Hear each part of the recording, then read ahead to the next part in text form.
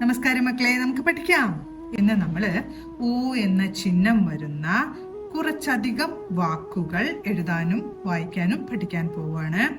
ആദ്യത്തെ വാക്ക് പുലി, പുലി.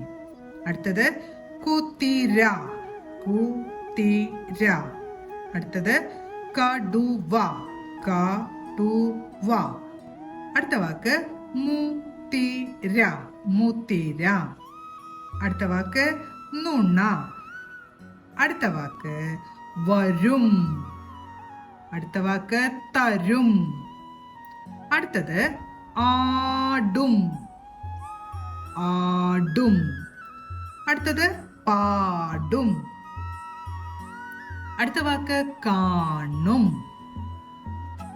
അടുത്തത് കൂട്ടം, കൂട്ടം. അടുത്തത് തുണി, തുണി.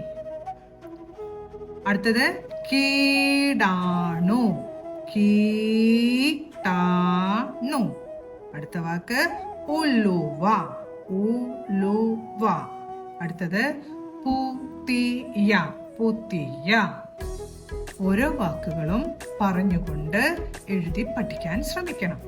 അടുത്ത വീഡിയോയിൽ കാണാം. നമസ്കാരം.